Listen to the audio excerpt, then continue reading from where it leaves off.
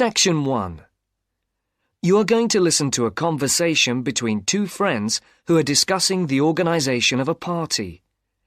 As you listen, answer the questions. Write no more than 3 words for each answer. First, you have some time to look at questions 1 to 5.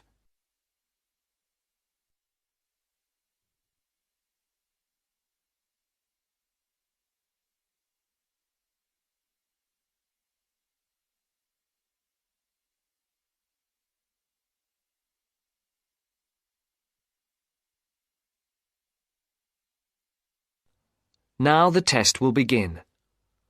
You should answer the questions as you listen, because you will not hear the recording a second time. Listen carefully and answer questions 1 to 5. Hi, Matt. Right on time. Have you been waiting long? 5 minutes. The buses were held up on the high street. Otherwise, I would have been early. Yeah, there's something wrong with them today. Yes, I think so. OK, what shall we do? Shall we go and have a coffee? Yeah, that would be nice. There's that place on the corner over there. It does really nice coffee and cakes and things, and at this time it's usually very quiet, so we'll be able to talk. OK, let's go there then. So, when's the party going to be? Well, it has to be at the end of September, before we all leave for university. We've plenty of time then. We don't go for another 5 weeks, do we? Well, we haven't really got that much time, if you think about it. There are only a couple of weeks at the beginning of September when all of us are around. Oh, yes, I forgot. Nazrin, Phil and Nikki and all that lot have gone off on holiday. And I'm away for 2 weeks from tomorrow. So, what does that leave us then? As far as I know, we're all here between the 19th and the 30th of September. Will Sandra be around then? I know that she has a whole string of family birthdays at that time, and she might not be available. Well, let's make a note of that, and we can contact her about it. OK. Shall we settle for the 21st of September then? What day is the 21st? It's a Saturday. Is that OK? That's fine. Before the conversation continues, look at questions 6 to 10.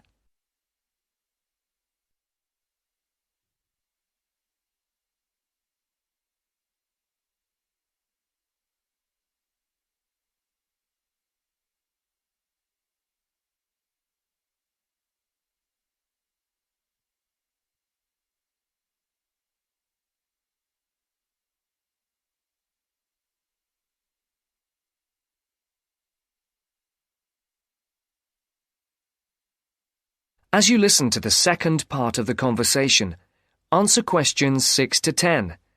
For these questions, there are 3 alternatives, A, B, and C. Decide which alternative is the most suitable answer and circle the correct letter. And now for the tricky bit. Where are we going to hold it? Well, I spoke to Nikki last week and she volunteered her place as they have a huge house and garden. Oh, fantastic. Will her parents be around? Yeah, I think so, but she said they won't mind. Oh, right. Well, my parents wouldn't like it at all. Nor mine. But is it definite? Yes. When I spoke to her, she said it was definitely on. I'll just have to confirm the dates with her. We thought it would be one weekend in September, so I'll just have to make sure that that one is okay. One thing Nikki suggested, we could have a daytime party, as we could be outside if the weather is fine. Oh, wow. How far out does she live? It's not that far. Do you know where West Road crosses the bridge? Yeah. It's the first house on the right, with that huge drive up to the front door. Oh, right. I know exactly where it is. The road is off the A33 and runs north, then over the bridge and first on the right. I know it. Oh, the place is amazing. You know it has a big swimming pool. Does everyone know where she lives? Most of her friends do, but not all. But it doesn't matter, as we can put this map Nikki sent me in with the invitation. How shall we do the invitation? We can do it on the computer. I can scan the map, and we'll put it all onto an A4 page. Is this the address? Can I just write the address down? It's 93 West Road, and I'll take the phone number. It's 477130. Right.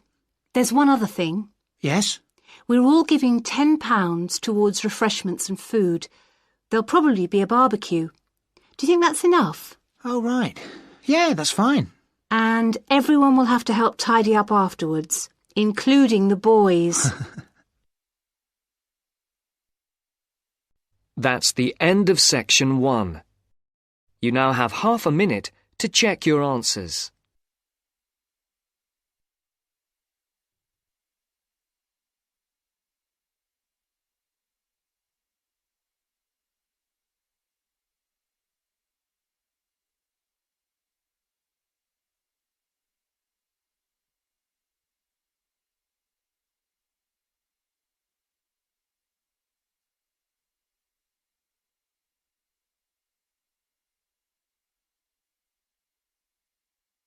Now turn to section 2.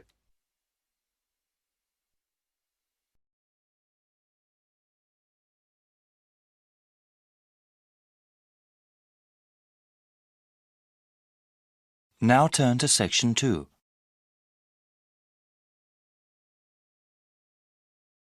Section 2. You will hear Laura talk about this year's International Food Festival. First, you have some time to look at questions 11 to 14.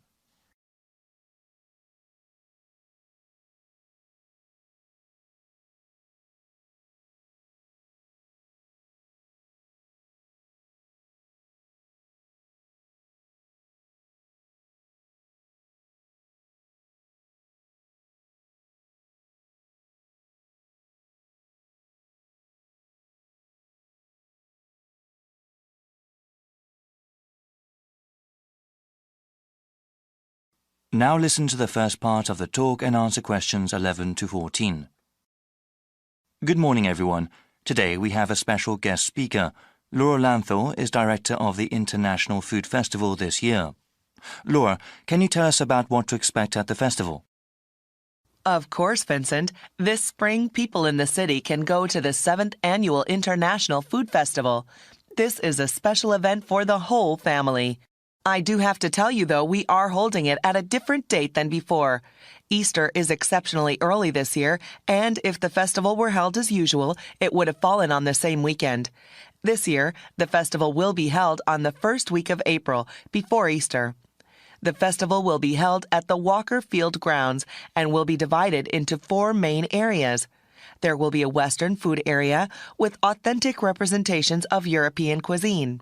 There will also be an East Asian section with chefs and products from Japan, Korea, and China.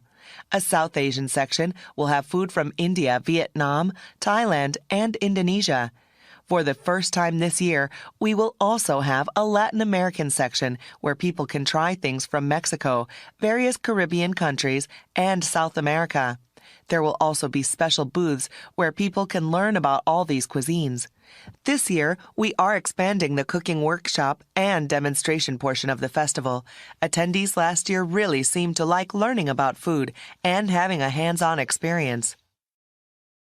Before you hear the rest of the talk, you have some time to look at questions 15 to 20.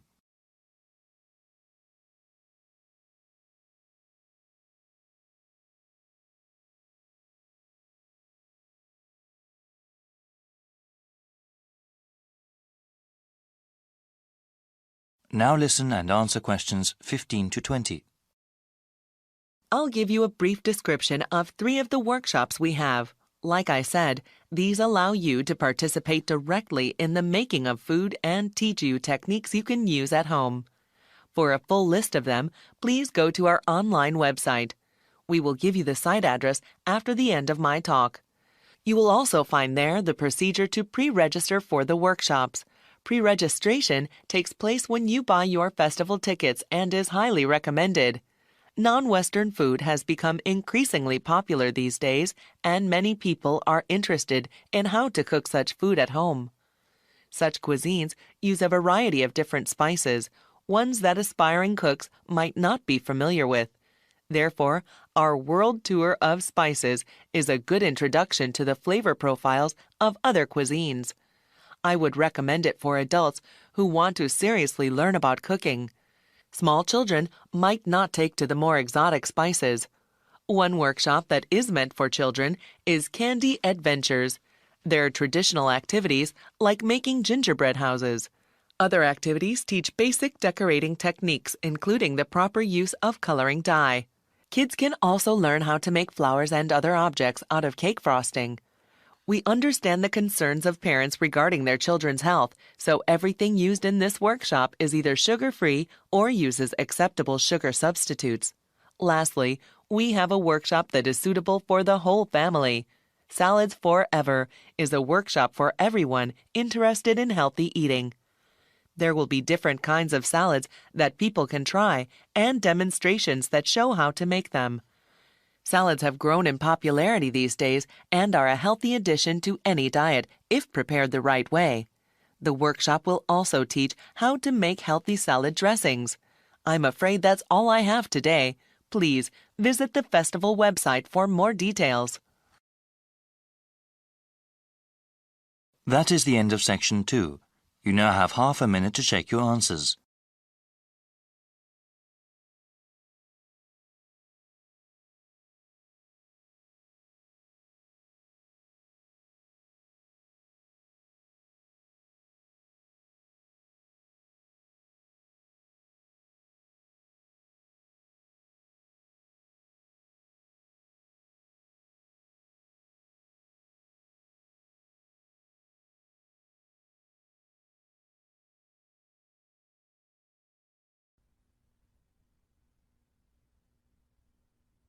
Now turn to section 3.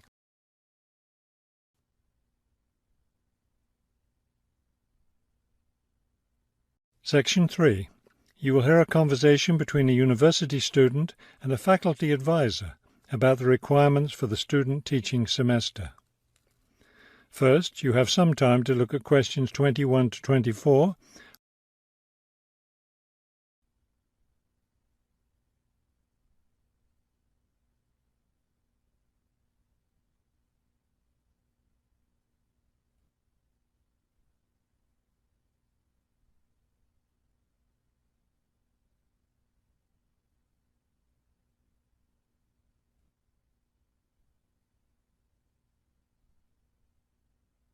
As you listen to the first part of the conversation, answer questions 21 to 24. I'd like to go over with you today some of the requirements for your student teaching, which you'll be undertaking next semester. I'm really looking forward to working in a real classroom and teaching children, but I'm nervous about it too. One of my roles is to provide you with whatever support you may require. One thing that helps me do that is to know what you're doing in the classroom, so I require all my students to keep a journal about their teaching experience. That sounds like a lot of work. Will I have to write in it every day? Yes, if you can. You'll give it to me at the end of each week. Another thing I'll want from you is a few sample lesson plans. I'll let you know ahead of time exactly how I want you to do them. Several of us from the university will be student teaching at the same school. Are we supposed to get together regularly to discuss our work? I'll meet with each student teacher individually, but you aren't required to meet with each other. Of course, you can talk together as much as you want. You will, however, have to observe some of the other teachers in the school, besides the teacher you'll be working with. Then will I get an evaluation from my supervising teacher at the end of the semester? Actually, no. I'll do your evaluation, and I'll base it on several things. One is your required portfolio, which will contain samples of your class activities and your students' work. Another important thing is your term paper. Then there won't be a final exam? No, we don't feel that's necessary for student teaching. Before you hear the rest of the conversation, you have some time to look at questions 25 to 30.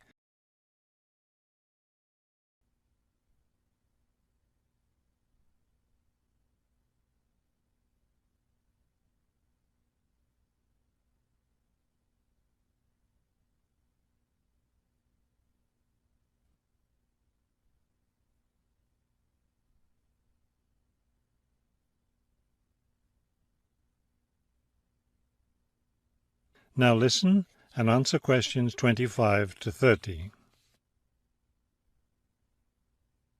I know I have to get an agreement form signed. Since you're my advisor, are you the one to do that? No, that form is for your supervising teacher to sign, to document that he or she agrees to have you in the classroom as a student teacher. Oh, I see. I'm concerned about the term paper I'll have to do and the evaluation process. I'm not sure I understand what I'm supposed to do. Regarding the term paper, the first thing is to choose a topic. It should be related to your teaching work. You should let me know your term paper topic by the end of the first week of the semester. Will you be observing me regularly in the classroom? Yes, and during the fourth week of the semester, we'll have our first evaluation meeting to discuss my observations. One thing I'm really looking forward to is the student-teacher conference that the university puts on every year. I'm glad you're looking forward to it. Of course, everyone in the program is required to attend. The conference takes place, let me check. Yes, the seventh week of the semester. When will I have to turn in my term paper? The term paper is due by the end of the 14th week of the semester. Then during the 15th and final week, we'll get together one last time for a semester review. Wow, it looks like I have a busy semester ahead of me.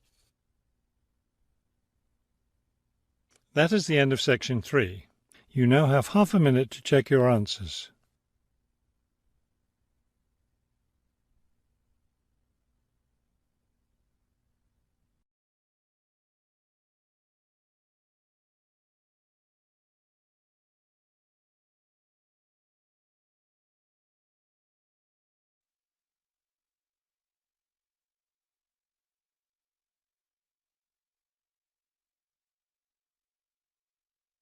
Now turn to section 4.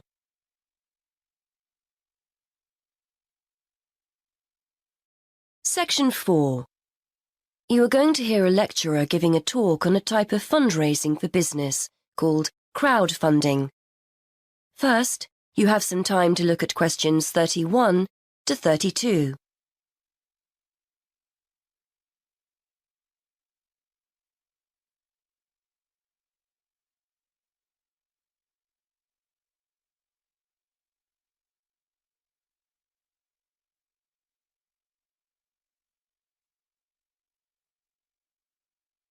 Now listen and answer questions 31 to 32. Good morning, everyone. Today, we're continuing our look at funding opportunities for small startup businesses. The emergence of social media has given companies the ability to connect with fans and potential customers directly. On the back of the growth in social media, a model of raising finance has emerged known as crowdfunding. This revolutionary way of raising finance began with micro-lending in the 90s. More recently, an equity-based model has emerged that allows people to invest directly in a new company. We're going to examine this in more detail later, but let's turn first to a third model, which I'll term a fan-based model. With this model of crowdfunding, individuals are encouraged to give an amount of money to support the launch of a project or initiative without the promise of any financial return. Instead, there's a reward for donating. This contrasts with the micro-lending model, which would require a return on investment, and the equity-based scheme, which may offer shares. Before you hear the rest of the talk, you have some time to look at questions 33 to 40.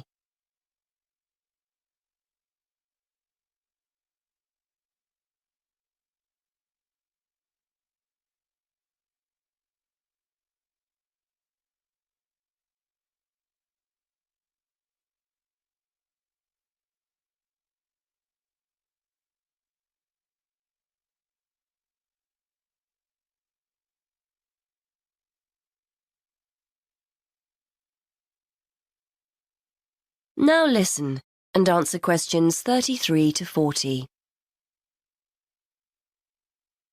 Crowdfunding portals or websites allow the business concerned to present the initiative along with the financial target required. There's a fixed time limit for fundraising, and if the target amount is reached, all donations are paid to the company or individual. Whether it's an author planning to write a new book, an independent film company looking to make a new film, or a technology company with an idea for an app, the person or company needing funding would turn to its fan base for support. This is managed through one of the many crowdfunding online portals that have emerged. Of course, a fan or supporter of a particular initiative is likely to give money anyway. But donation-based crowdfunding will often make donating even more attractive by offering a rewards-based incentive scheme. Let's take a film company, for example, that needs funding for a new film. For a small set donation, the donor might be offered a free ticket to the premiere or a DVD of the film. A larger set donation might be rewarded by the chance to attend a launch event when the film goes live. Those people who make bigger donations could even be offered the chance to meet the cast of the film, whilst the highest level donation could see the person's name mentioned in the film credits. For companies that already have a significant fan base, crowdfunding offers a fantastic opportunity to raise money quickly from a large number of people, each of whom donates just a small amount of money. Compare this to the time and effort that would be needed to sell your idea to investors or your bank manager, particularly in an age when raising finance can be difficult. The company may also have links with partner companies or organizations that run fundraising events. In this case, you can significantly increase participation by working with these organizations to promote your crowdfunding project. Another significant advantage is that you can reach out to your fan base for feedback on the project while it's being developed, thus making the final product more appealing. Crowdfunding enables you to raise awareness of the product at an early stage, thus increasing the potential for sales. With so many people behind you, it can also act as a great incentive to get the best possible product out on time and on budget. However, there are disadvantages to bear in mind. The model can be described as all or nothing.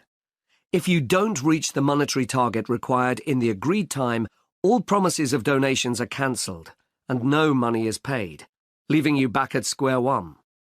Should this happen, or still worse, you receive the funding but are unable to come up with the product, not only will your fans end up disappointed, but the portal will record the fact that you failed to reach your target, or that the initiative failed.